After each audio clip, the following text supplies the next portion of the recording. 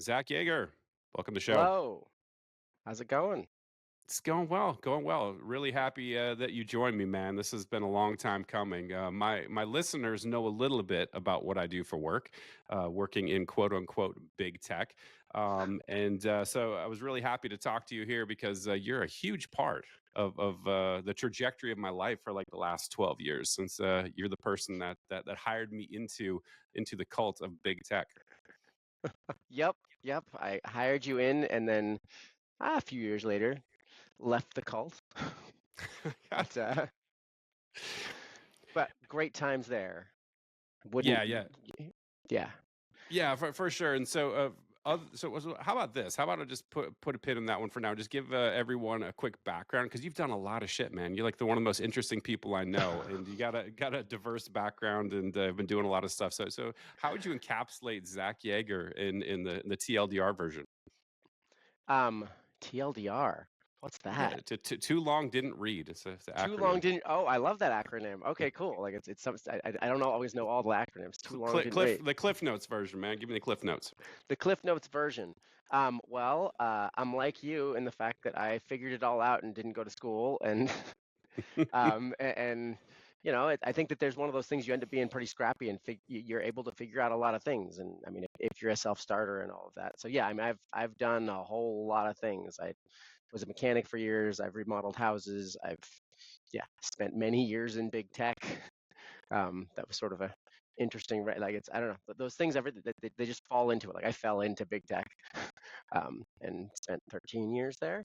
Um, a solid enough time to be there and yeah, no regrets for the time I've been there or that I was there, but also like super stoked that I did leave when I did. When you know it's time, it's time. And it's an interesting one to leave where I felt like I was kind of the best place I could possibly be. It's a good gig. Well, I mean, that's the gig you have. um, and um, and since then, I actually left without a real plan. We can talk more about that. I think there's a lot about like there's a lot of people who are in corporate and trying to figure out like how to get out, and it would be an interesting thing to potentially go into. Because I mean I did it, and I would say I did it successfully. I'm so happy that I did. Um, and then yeah, within a few months of not being there, I started a camper van business in my garage, kind of as a you know smallish gig, and that ended up kind of exploding in so many ways, and I've built over 400 camper vans for people now. So that's been this big thing that's been the last many years, and um, yeah, now I yeah out in the woods and doing fun things out here in Northern California, and yeah, I'm in the process of designing a new van. That's one of the things that kind of got me thinking I wanted to talk to, catch up with you because I think there's a lot of things that are really interesting about the way I'm doing this. I'm not necessarily trying to sell the van to people, but I think that the whole concept of the business I think is really interesting. And I'd love to. This feels like a great place to be able to like put that out there, and I think other people could follow my footsteps in terms of ways to start businesses that could work out really well. I tend to I've done it differently than a lot of people, but it's worked out well for me. So yeah, and now yeah, I guess that's You left out burner, dude. oh yeah, well there is that. I mean, there's so many things, right? I mean, I did go to Burning Man for the first time in 2012. I would say that probably was uh, a I mean, there's so many things that were major turning points, but I would say that's definitely one of the bigger turning points for me, where it was really that the thing I would say there that I really took that I never really fully wrapped my head around is awesome for the sake of awesome. So as an American, as a capitalist society, like we don't do things unless you're making money or you're building your empire, you're doing something that's somehow related in that way, and kind of just this concept of we all need more awesome out there. That's what keeps us all positive and happy and moving forward. And we need it for the sake of awesome, just because we need it. It doesn't always have to be making money. It doesn't always have to be creating an empire. And that concept really like landed for me in a big way. And Yeah, I spend a lot of time creating awesome. That's the because we That all need more of it. I love it when other people do it, and so. Yeah, that's great, man. Like I've always, I know we talked about this. I think you and your brother and I were on a shuttle one time, heading to get Chinese noodles or something from the downtown Seattle. And I said, and I think it took you back. I said, like, I look at all of us as being artists. Mm-hmm. And I don't think that initially resonated with you. You're like, wait, what? I'm an artist, and I'm thinking, like, come on, dude. Like, Mm-hmm. the stuff you did for Burning Man, particularly around like Sparkles the Bus, like that Oh was yeah, one of the yeah. coolest projects I've ever seen in my life. That is so artistic, and that's one of those endeavors that I look at as like, yeah, awesome for the fucking sake of awesome. Yeah, like that's exactly what it is. And I've given into the artist thing here lately. Like I think that there's like anything really can be art when you're putting your heart and your soul into it and you're just like in it. It's like I have a tendency to build functional things, but functional things that have a lot of awesome associated with them. Um, it's my art is a little different than a lot of people's, but yeah, like the school bus for sure. Like that's, I mean, yeah, it was a Yeah, 25-foot school bus with a yeah. I was gonna say you got to tell yeah, people yeah. in detail about this bus. This is so fucking It cool. it's funny because it's like so far from like there's so many other things that I'm doing now that like this was this beautiful, amazing, awesome thing that like really was the first time where I really did that, created awesome for the sake of awesome, and felt how big of a deal it was for me, and how good it made me feel to have done that and to have brought that into the world. So kind of high level, what Sparkles the Bus is it's a 25-foot school bus. Um, so kind of like a medium-sized one, not the really big one, but with a built a deck all across the roof, and painted the entire thing in gold glitter. So yeah, I mean, it was no matter where you went. I mean, just driving down the road, like I think that was one of the things that I really like really landed for me is like driving down the road and seeing these like enormous smiles on people and waves and taking videos and all of that. And it's, how much positivity was put out in the world just by driving that bus down the road. Like how many people's days were better because they had that little burst of yay, that little burst of positivity by Mhm. even just being in its presence. Like I'm not looking for, it's just one of those things that was like it just really landed for me. I was like, wow, this is great. This feels really good. Like I want to spend more time doing this kind of thing. And yeah, I took it to a bunch of different events. I've had yeah, DJs play. I had a 12-piece brass band play up on the roof as a stage. I mean, yeah, so much fun. And so much, I mean, that's that thing where you're like, it's like I'm putting all of this positivity out in the world. And well, then the other aspect of that is the more positivity you put out in the world, the more positivity gets reflected back to you. And so, um, the more of that you do, the more, I don't know, the more positivity you've got in yourself and all of that, the more things just open up. You see things in a different way. You see the good in things, and it's easy to ride that if you do that. So by putting positivity out in the world, you're creating it for yourself as well. And so yeah, love that kind of thing. And now it's kind of, I guess, that kind of a little bit of a touch on like my new thing that's kind of the one that I have put a bunch of time and energy in, and kind of my new thing that I'm kind of creating positivity with.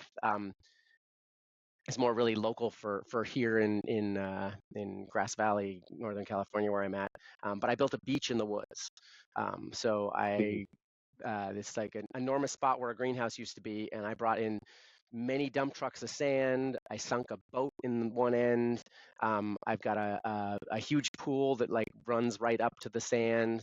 Um, I have the boat has a fly bridge on it, and I've had DJs up there playing, and it just like, people come out here and like they're in a good mood for a good couple days. I mean, it puts so much positivity out there in the world. It makes me so happy. Um, Yeah, man. Have you read Rick Rubin's new book, The I Creative Act? haven't. I Oh haven't. my I God. love all of Rick Rubin. I mean, all the all the little stuff you see on social media of like I really really appreciate. And yeah, he's definitely one of those folks that I kind of look to, is like, I really appreciate the stuff he puts out there, and I think that there's so much to that when you find a little bit of inspiration, just like write it. Yeah, yeah, and that's one of the things that I've really been, his work and his his wisdom throughout the years of being involved in creative endeavors has really opened my eyes and shifted my paradigm. And like you said, I think previously I was very concerned because you know me, man. Like I was a sole breadwinner. I've got a family of five to provide for. You're focused Yeah, on paying the bills. You're yeah, focused, all it's these, real. it is real. But I think I missed the boat a little bit, and I focused on that output metric. How much, how much money have I made? Since you hired me, man, like I've made millions and millions of dollars in tech, and it's like it's doesn't really do anything at the end of the day. It doesn't make you any happier. It's like you just Yeah. got, you got bills to pay, you got your mortgage, you have all this stuff. But the times when I am in that creative groove, and that's what this podcast is about too. Like I'm not here looking at how many followers I have, and I'm not focused on output metrics. I'm not trying to get Mhm. monetized. I'm trying to make the best thing that I can make, and Mhm. just put some positivity out in the world, and try to take my, like you said, ride that wave, man. Like catch some lightning in the bottle, and see what you can, what the universe Yep. has for you, and then not worry about the outcome metrics. Like he always talks about, one of the things I love is him talking about movies, and he's like, there's all these, big Hollywood firms that are, putting out the next Avengers movie or some, and everyone's tired of it. And it's not really art. He's like, that's commerce. That's something Yeah. completely, It really completely is different. commerce. Yeah. Yeah. And so I've been really trying to focus on, the pieces of my life that can be devoted to quote unquote art, and not commerce, man. I think the commerce is, it's necessary. Everyone's got their bills to Mhm. pay, but it's a little bit hollow, a little bit dead. Yeah, and I mean, sometimes you can do something that's art that does make money, and other times, you got to do your thing that makes the money and be able to then go and do the art. And it's not that everybody can get to do art that is, there's only so much of that. But I think that there still can be art in just about everything, though. I mean, I think that, like, it's like, I think that there's, yeah, so much room for all of that, and definitely that's the way I look at all the stuff I'm doing now, is it's definitely art. Yeah, and kudos to you, man. Like I was really, and number one, I was bummed when you announced you left. I think I'd only been, working for you for like a year or something. It was like really short. I was like, damn, Zach's leaving. Fuck.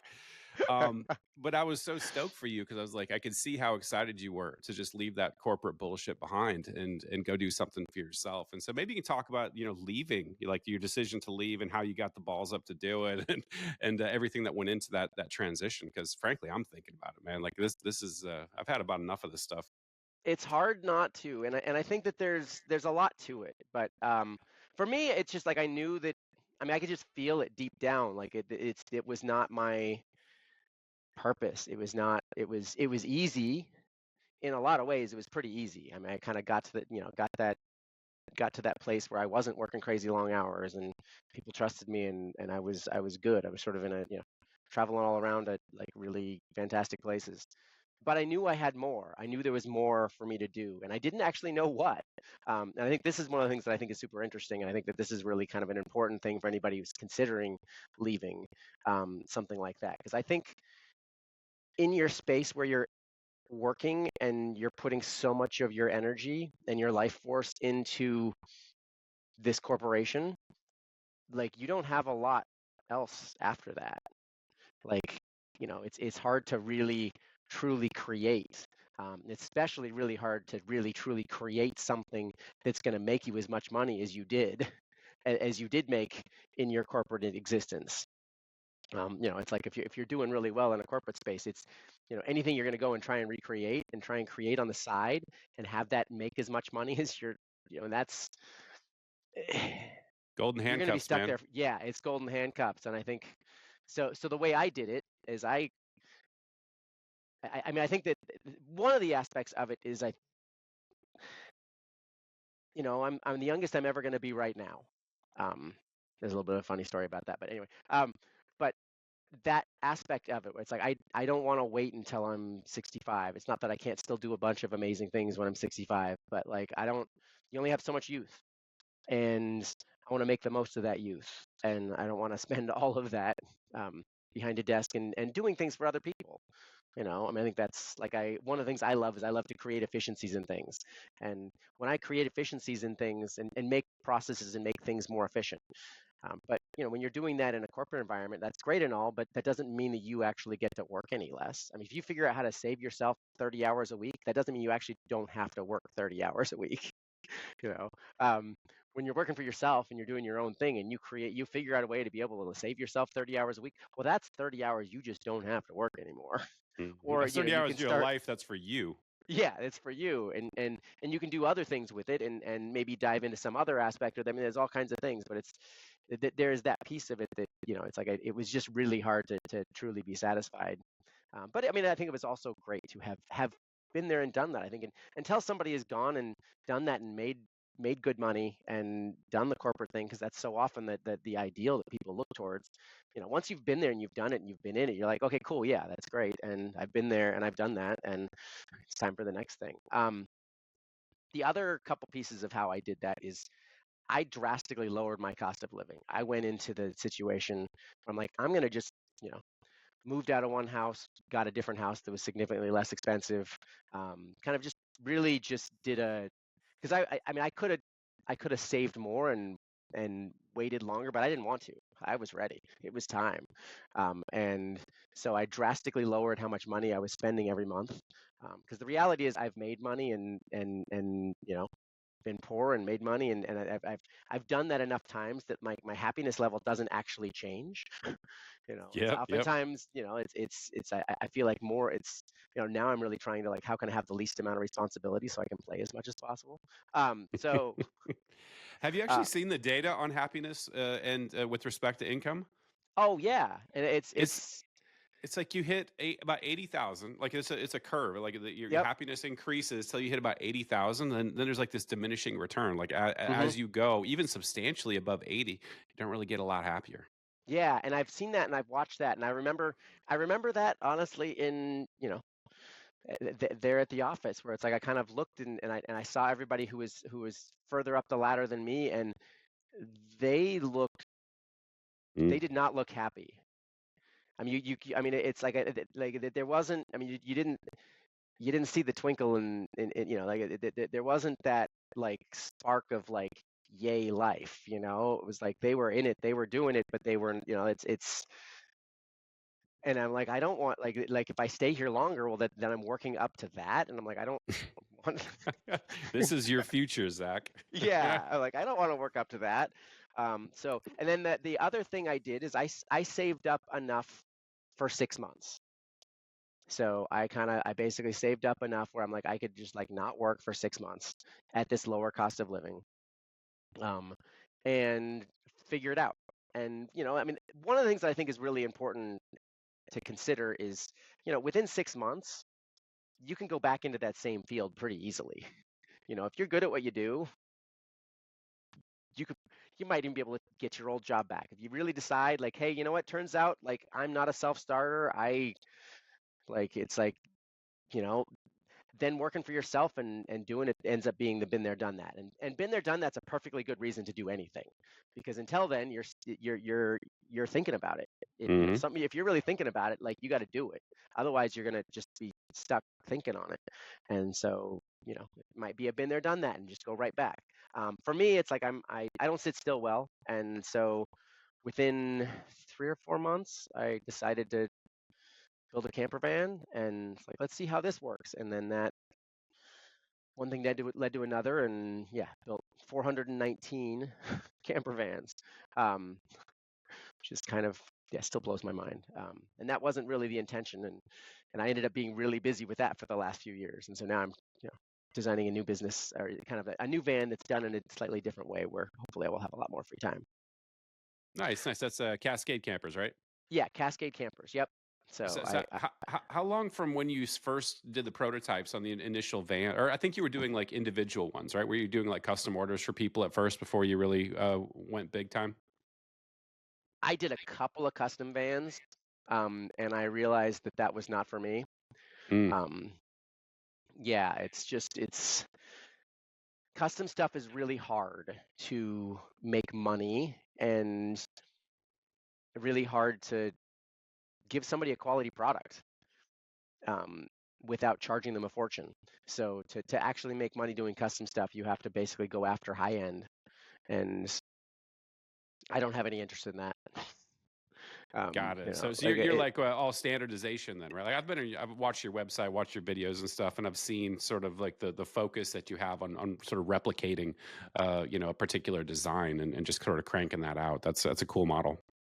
that's what I figured out. Like that was kind of the thing that you kind of I went into it, and this is one of those things I think that's kind of important from starting any business, and I think is a really like it's a thing that, or I mean, whichever, start whatever business, but to me, I think it's if you aim for something that regular people can afford, um, and how can you build something that's quality that regular people can afford, and you can make enough money to make it worth your time.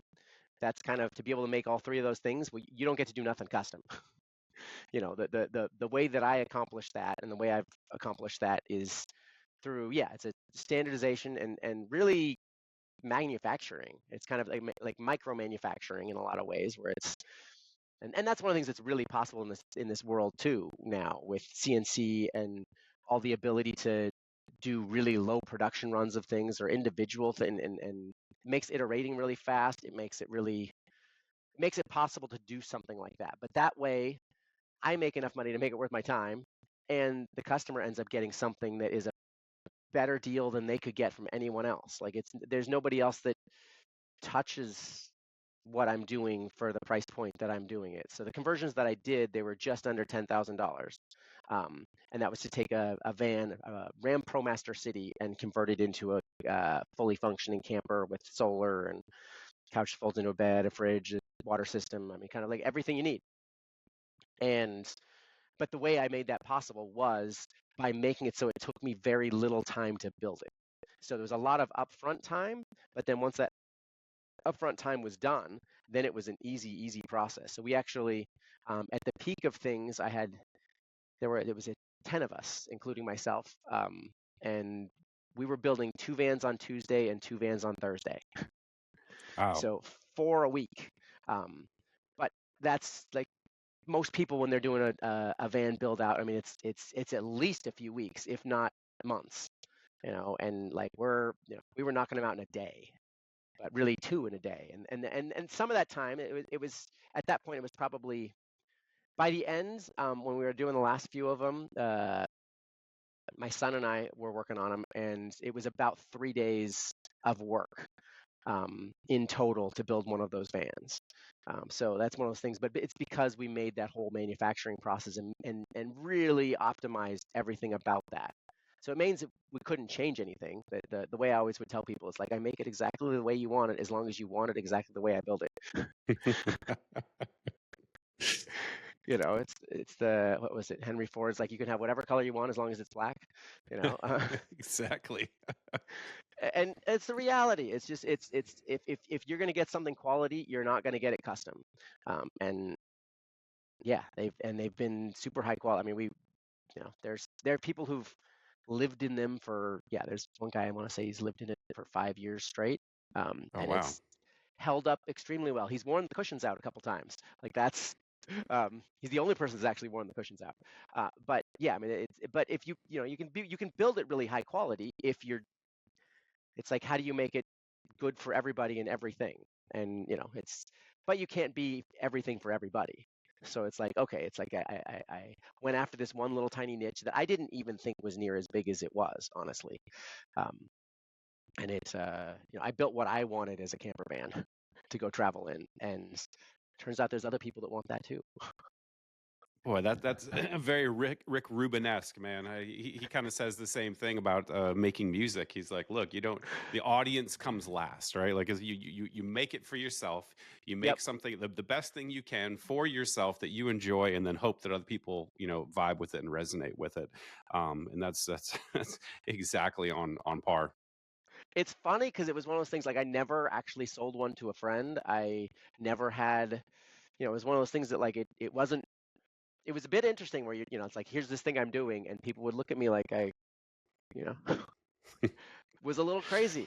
Like, you're doing what? It doesn't have a shower in it. It doesn't like it's why would and yeah, it's but when you know, and it's and with the internet, people can find you. You can pick a little niche, and like do that really well, and you can stay busy. Stay, Yeah, yeah, totally. So I have a question, man. Like, yeah. did you take any lessons from working that corporate gig in tech into this business? Because I've always known you to be somebody who thinks about things in a very unorthodox way. Even when we're doing the tech stuff, somebody look at your design and be like, "What the hell is Zach thinking? Like, what are we doing?" And then you'd be like, and you explain what your thought process was, and sometimes it would deviate from architectural standards, the way folks would traditionally build things, and I would see you oftentimes deviate from that. And so I'm just wondering, like, did you take any lessons from those 12 years in tech and apply those to the business and the build process? I mean, absolutely, absolutely, definitely learned a lot there, and I think, I mean, one of the things that for sure like really was good for me was scaling. So, like that was in a lot of ways. I mean, it's if you look back at it from like a really highly simplistic overview of what it was like it was like let's build this bigger, and it was this never ending like okay, let's build it big enough to get through Christmas, and then you spend the whole next year building it big enough to be able to get through Christmas again. Build it enough, Hmm. and you really. I mean, I got really good at seeing, what are going to be potential bottlenecks, what are processes that make sense. And so it's and also what are the right processes to put time into it. I mean, anything and everything could be made better, but like you got to kind of look at it from a really holistic way and be like, okay, cool. Like, there's 100 different things that could be done to make better, but like this one here, like this is the one that should be, you know, getting looked at. And and really looking at that from a high level in terms of like if this goes wrong, it's really really bad. It's not likely to go wrong, but if it does, it's really bad. Or this one here, like this goes wrong all the time. It's not that big a deal, but it's and you kind of you have to look at Trade-offs. all of that. Yeah, it's trade offs and yeah, and also I mean I think one of the other things I mean doing a lot of working with different vendors there, and I mean there's a lot of things that were like that, and it's like it's not all about just trying to get the absolute best deal. It's like, hey, no, like, how do we make this so it's good for everybody? And Hmm. how do you make it so that it's like, you don't want to destroy your vendor because you got such a great price that now they go bankrupt, or like that's like maybe you got this little win for a short little time, but like that doesn't that's not a long-term win. Whereas you figure out like, okay, how can we make this work so it's like this is really good for me, but this is also really good for you, and and find that point where it is. And if you go into those situations, and so yeah, I mean I've done everything I've done with this has always been like that. It's always like how do you make it so it's good for everybody involved? And when you show up at the table like that, and people see that, like it's you know people are there to help you. People want to be part of that, and they want to they want to be involved. They want to help you succeed. They want to succeed, and kind of look out for everybody at the same time. And it's not always easy, um, but at the same Yeah, time, it's actually really easy. I think it's a whole hell of a lot easier. I think so too. I think it's a short-term versus long-term play because Hmm. you can go and beat up, like for example, a vendor. You can just Yeah. beat the shit out of them, and you can maybe win the battle, right? But Yep. long-term, it's Exactly. about Yes. relationships, right? And it's Hmm. much easier to not be a jerk to people and to be reasonable and to make sure everyone's taken care of in a win-win situation. You're just going to get a lot more juice for the squeeze over the long arc, man. Oh yeah, and I mean, I always got great prices, but also people are like, well, how come when you ask them to jump, they jump, but when we ask them to jump, they don't jump? Yep, yep, that's 100% true. I think the space that I work in. There's Yep. a sister organization who has the same vendors as we do, Uh-huh. doing essentially the same business. And I hear from our contacts, our IT spocs, and they'll say every time they're talking about this other org, they're like, Oh my god, it's so they beat us over the head for every little thing. They just scream nonstop, and it's like, man, if everything is a fire, and if you're screaming at people all the time, there's nowhere to go from there. If you're always at the 10, like Yeah, absolutely. No, you gotta like yeah. I feel like there was a lot of time spent de-escalating. It's like yeah, right. it's like yes, I know this is important, but nobody's gonna die. Like it's gonna be okay. Like let's like all like relax a little bit and um Well, I got to yeah ask you something, man. Like, because you told me this about when I did the interview, and you said that one of the benefits that you saw in me was that I didn't have a degree. yeah. And I'll never forget that interview, man. Like, I'm not sure if you know, I don't know if we ever did like a debrief on the interview, but No, I'm sure that yeah. my family always jokingly refers to it as like the Peter Gibbons interview, like, from Office Space. I didn't give a shit. Like, I didn't even really want the job. Like, my wife at the time, she was like, "Oh, I really want to move back to Seattle." And we were in Salt Lake at the time. And I was like, I really don't. I'm not really that into it, but like, I'll see what's out there. This is the first job that I pulled up, as in like in a grocery store or something on my phone. Like, yeah, I'll apply, whatever. And then they called me in for the interview. And I think I came in like chucks and shorts, and I did not give a shit. Um, and for some reason, I think that just vibed with you for some reason. So Oh, it like, definitely vibe with me. Yeah. but I think that the whole degree thing, not having a degree, talk to me about that, because I know you've been pretty adamant the times we've talked about, like, oh, like I've seen these kids coming out of the college and they don't know shit, and some folks that don't have a degree have been in the real world to outperform them. Yeah, I think it really depends. I think that like it's I'm not saying it's a degree is bad, in lots of cases. I think I forget what it was when I was hiring you or somebody else when I found out that there was a master's degree in the field we were in. I'm like, I didn't even know that you could get a degree at all, let alone a master's degree. And I um but the piece of it that I really like and the the work we were doing and is it was very much of like jack of all trades kinds of work where you really needed to know a little or really even like a lot about a lot of things. Hmm. And I've people who are self-starters who are very used to teaching themselves things are the ones that oftentimes know a lot about a lot of things. It's that they're not there isn't that idea that I have to have somebody else teach me how to do this. It's like I'm teaching myself how to do this.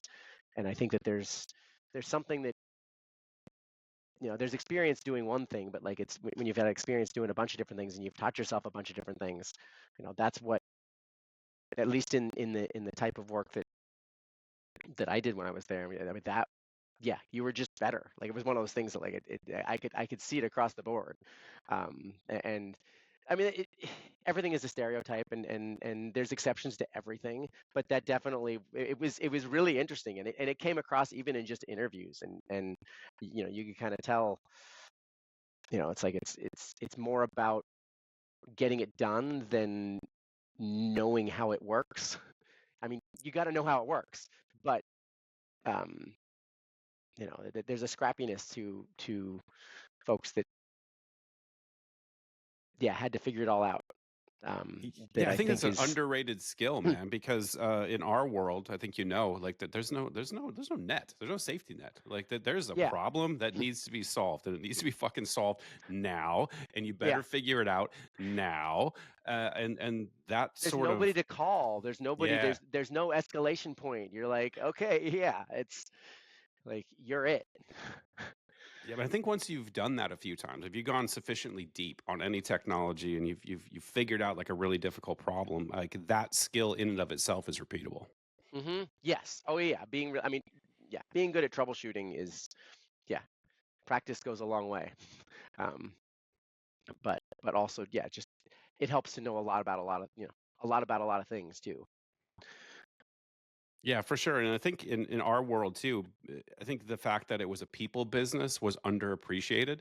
I think the relationships, as you know, we had to maintain with all these companies around the world, getting close to these people, visiting them, flying all around the world to these developing nations and seeing how things were. Like that was a really, really critical part of the whole process. At least that's how I saw it. Oh yeah, it absolutely was. I mean, I saw the same exact thing. It was if I went and had a beer with somebody in in their hometown, like they were there for me, like, but there was a rapport that was there. There was a thing, and at the end of the day, it was fun too. Like, I love to get to know people and kind of know what they're about, and kind of what's important to them, and so I mean, it was good in all the ways. Like, but it also, I mean, from a business perspective, like, it was also good because those were the folks that when I asked them to jump, they jumped. Mm. They're like, oh, hey, yeah. But I also wouldn't ask them to jump every time. Like, it's that was a lot of the de-escalation. It's like somebody is like, oh, this is the biggest deal. We got to deal with it right now. And I'm like, no, I've been around long enough to know this is not the biggest deal. I'm Yep. not gonna I'm not gonna pull my jump card yet. Like, this is not this is not jump card worthy. You know. Oh man, that's the biggest thing I think keeping me here, honestly, is the people. You meet Absolutely. so many people. They're wonderful. Like I've celebrated Diwali at their homes. Sometimes like Mm-hmm. I've had these experiences with people all around the world, and that when I think about leaving, that's probably the most painful part. Is Mm-hmm. thinking about those relationships you've built over the last 10, 12 years, and just letting those folks go. That's a tough pill.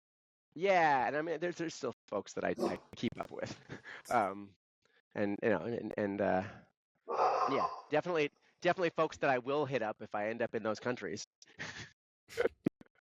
um, it's once the relationship is there, it's there, and it doesn't necessarily have to. It's. I mean, to me, it was just a it was I mean, it was a thing. We were all doing business together, but the relationship was a personal relationship, and the business was a thing we were doing, but it wasn't. You know, it w- it wasn't just a means to an end of like, here, I just need to have this, play nice so that they're going to be good to me. It's like I actually just genuinely enjoy people and getting to know them, exactly as you're saying.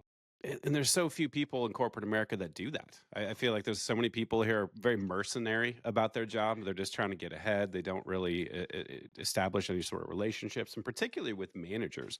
And this is one of the things that I've intentionally, led the team or built the team and led the team differently in that regard. Is I've really spent a lot of time with the team. And you met some of my people, like I think with Yeah. Brian. When we were out in California, Yeah. it's almost like a little family. Like that, everyone knows that Mm-hmm. everyone cares about each other as a human being, and this corporate Absolutely. bullshit is absolutely secondary, to any of that stuff. And you just don't see a lot of it. And that's kind of a shame.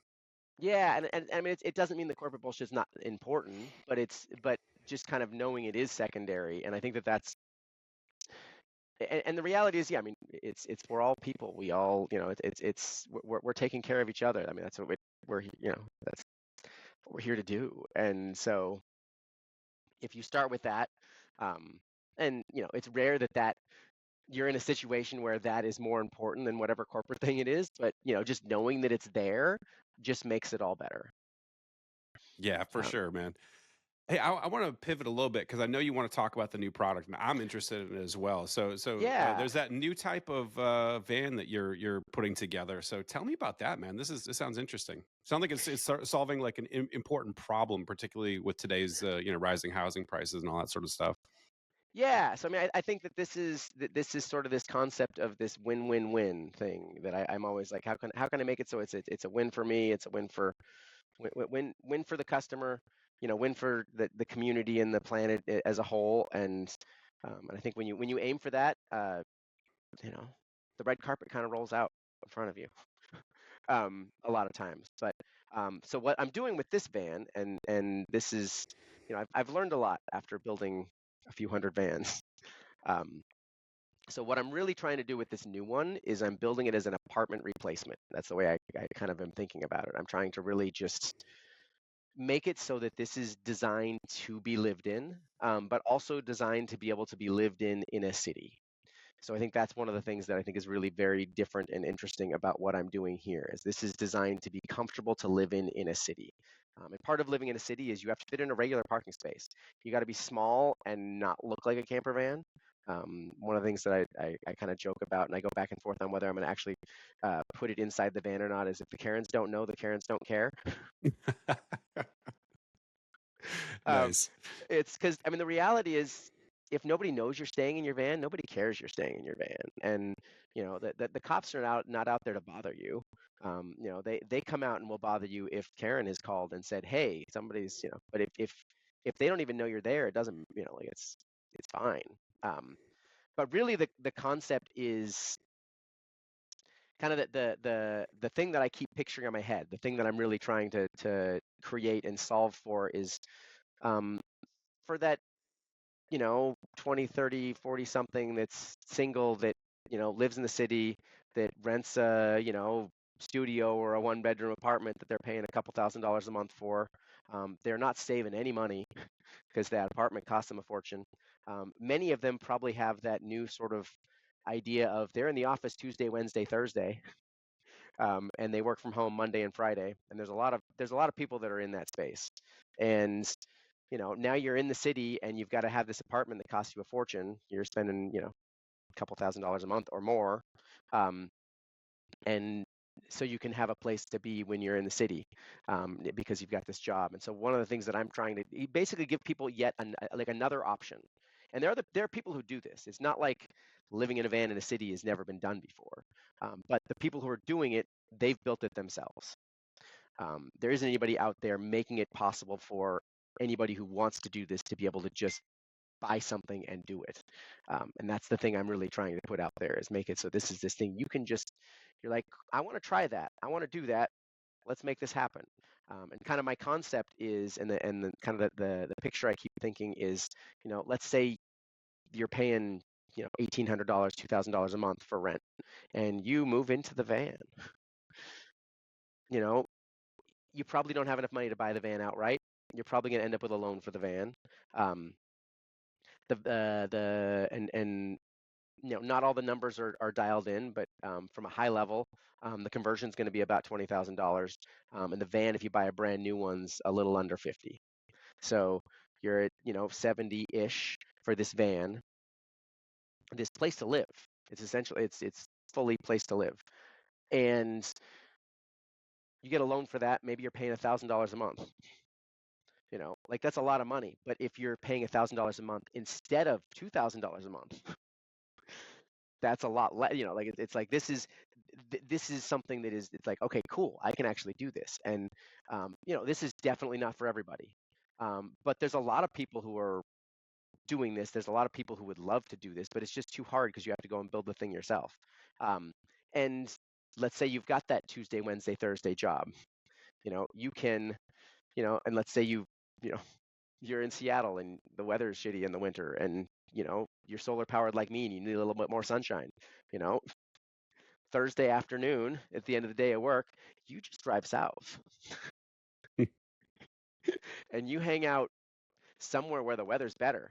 It might be a bit of a drive, but if you're doing that a couple times a week, but now you can work from home. Actually, one of the things that's in the van is actually it's going to have a full uh, workstation setup with a adjustable keyboard tray, monitor arm, so you can fully be able to work inside.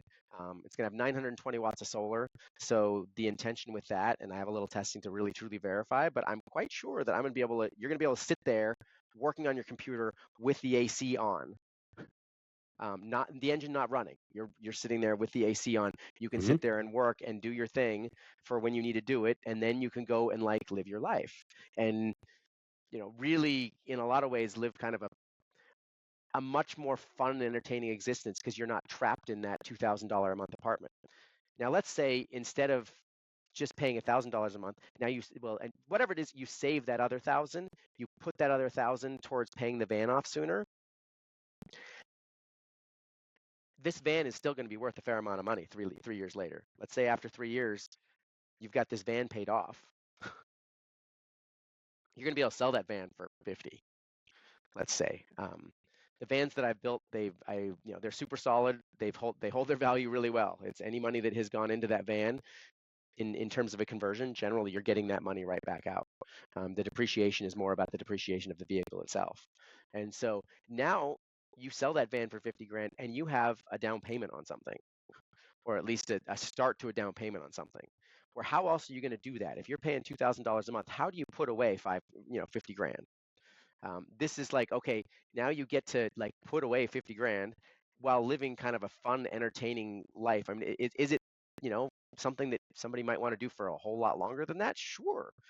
Is it also just like, hey, this is a fun thing that I got to do for a while and it's a been there, done that, and I want to live in a house now? Cool, yeah, do that. But it's it's giving people that option, and there's not people don't have a lot of options, Especially and young people trying to get started, man. The cost of living is so through the roof right now. I know a lot of people, I got some early 20s kids and they're like, man, I don't know what I'm going to do. I don't know how I'm ever going to afford a house. And so I yeah, see the niche here. I see the utility for sure. yeah, and I think it's one of those things that it should be just, I mean, the goal is it just makes it easy, you know, and but also would be, I mean, could be for so many people, but that's kind of the picture that I have in my head. But you know, somebody who, you know, it's their more seasonal work, and but you know, it's like if you own the van outright, let's say you know, now you've paid for, now your cost of living is pretty low. You know, I mean, Yep. yes, you're gonna have to have a gym membership because there's no shower in the van. You don't get to park in a parking spot and have a shower inside a van. That's just not a thing. Um, I guess one of the other things that I think is also funny is, you know, when you're used to the corporate job and the regular life and all that, you take a shower every day. The reality is you don't actually need a shower every day. Every couple of days is just fine. You Boy, might take your spoken like a body. true hippie, Zach. Absolutely. Absolutely. Well, it's one of those things though that it's kind of a funny subject, but it's like it's your body is very used to having a shower every day, and it creates all the oils and all of that based on that. So, you know, like that first couple weeks, maybe your body is going to take a couple of weeks to like settle into like, oh, hey, I don't have to like, you know, create all like it's and yeah, it's fine. Like it really is like it's fine. Um, you know, I mean, there's research that says that like a shower every day is actually not good for you. Your body wasn't designed to have all of the oils, you know, stripped away for with soap every single day. But you know, it's what we do, and it's part of waking up, and it's part of people's routine. I mean, these are things that, you know, it's living in a van is you know, it's definitely a different lifestyle than living in an apartment. It's definitely not for everybody, and I in no way am saying it is. And I think that's one of the things I always like is I never try and sell what I'm doing. Like it's like I'm never like telling people you should do this. Like no, no, no. Like Right, I'm right. not going to tell you to do this. Like it's like it's. But if you see it and you're like, oh hey, actually I love that idea. I want to do this. Then cool, I'm here for you. But I'm not going to try and talk you into it. But yeah, I mean, basically, yeah. I mean, you got your gym membership. Probably have a you know, small, easy access storage unit because you don't necessarily want to store all of your worldly possessions in a van. But you know, at the end of the day, your cost of living is drastically lower. And then especially if you get to the point of actually having the thing paid off, it's like now your cost of living is pretty low. Mm. You How know, big is this thing, man? Like I'm trying to in my mind, I'm trying to conceptualize like what this is. So maybe if you could talk through like the dimensions, or do you have like a model of vehicle you're thinking about? I know it's pretty early, but I just wanted to have you paint the picture for me because I need that mental model. yeah, no, I get it. I think that's an important thing. So it's based on the and it's actually quite a ways along. I'm down to I'm none of it's in a state that like looks good in photos, and so I haven't put anything out there in the world yet. Um, but it's mostly there at this point. So it's based on the Ram ProMaster City 1500. So the kind of the, you know, there's the Sprinter vans. I don't build Sprinters.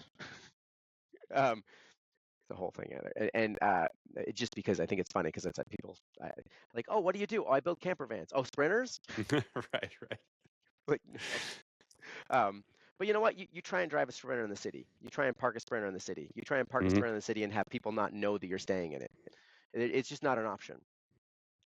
So the ProMaster, they have the smallest version, which is the 118 wheelbase, low roof. So you can't stand up in it unless you're less than, I want to say it's like 5'5" inside. So you can, like, I can stand up in it, but I gotta, you know, like spread my legs out a little bit and tip my head a little bit. But it's like get around and all of that is just fine. Um, you know, you don't really spend that much time really needing to stand up, but it does make it nice and easy to move around. But then like overall dimensions, it's roughly a little less than 6 foot wide, a little less than 6 foot tall, and about 8 foot long in the back section. So it's not huge. but it's 2.5 times as many cubic feet as the last van that I built. So Mm. to me, I feel like I'm working with a ton of space. And there's probably, of those 419 vans that are out there, there's probably 30 people that live in them full time. I never built them with the intention of people living in them full time, but so this one, it's in my mind, it's a lot of space. It's small compared to a lot of things, but it's also one of the big things in the camper van world is a lot of times people they end up with a bigger van because it's easier. It's hard to pack everything into a small space and make it all functional and make it comfortable.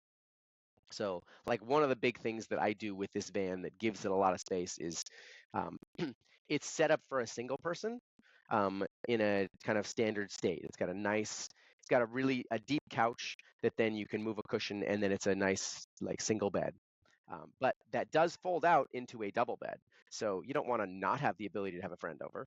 So you have that ability, but it's not, you don't have a full size bed in the van all the time taking up that amount of floor space. Like if you had a full size bed in this van, and like when the bed is folded out, there's not a lot of floor space in addition to that.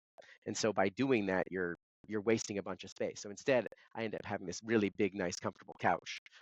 So yeah, like behind the driver's side, I'll kind of like walk you through a little bit. So down the driver's side, behind the driver's seat, you've got this big couch that then folds out into a bed, so it slides out like this. And it's all Mhm. of our own everything. We manufacture all the stuff for it.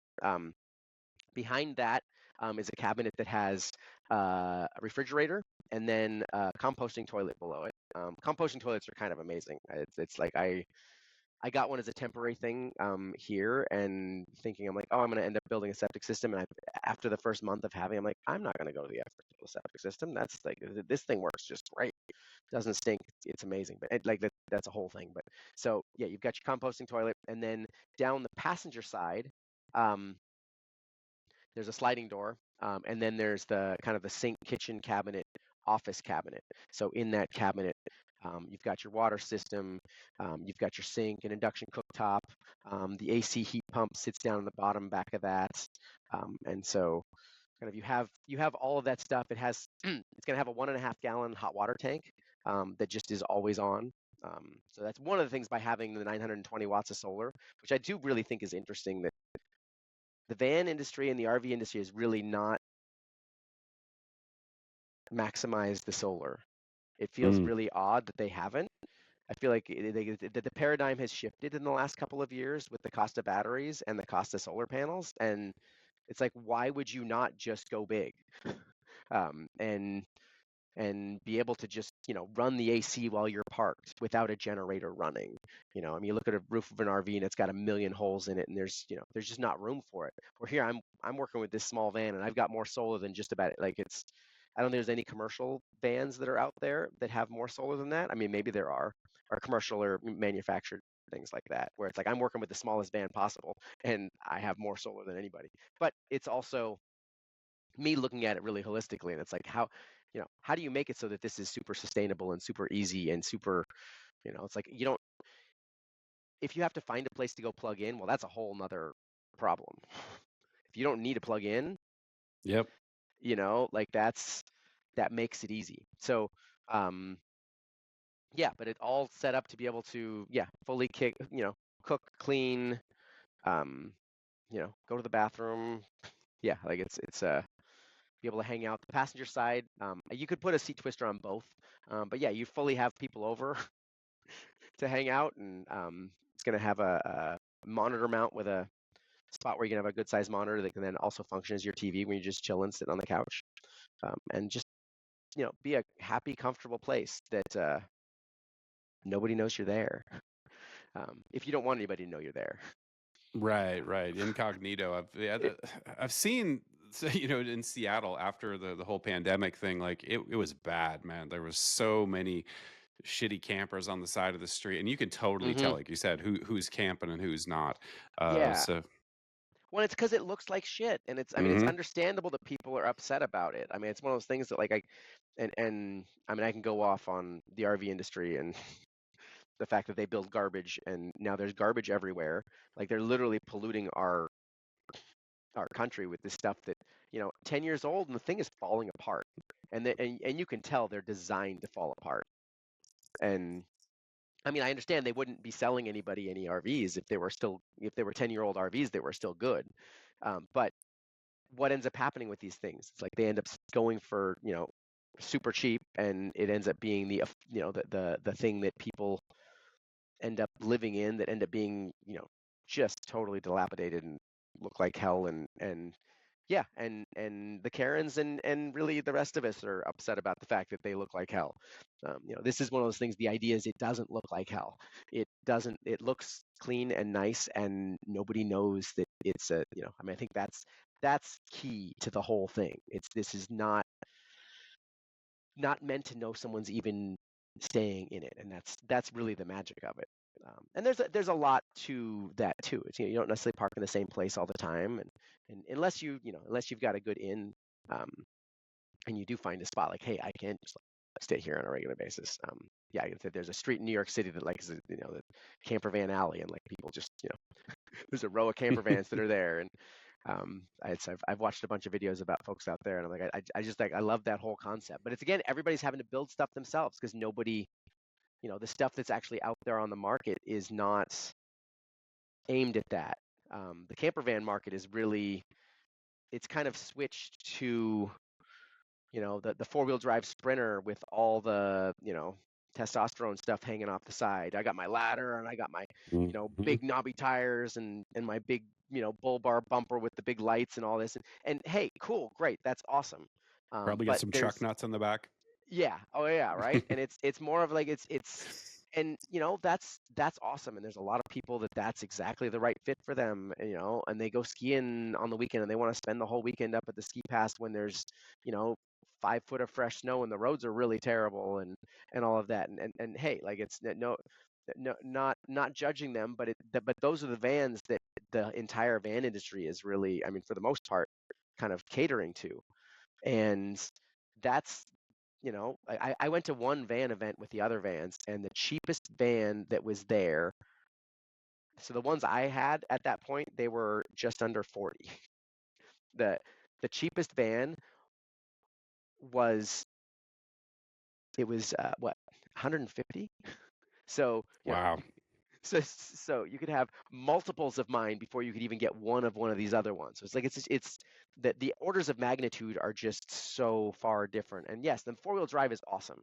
That's great, but there's also a lot of dollars that go along with that, and fuel economy and size and all of that, where it's like that's just where the industry is at. That's what the industry is, solving for. That's, they see that that's where the money's at.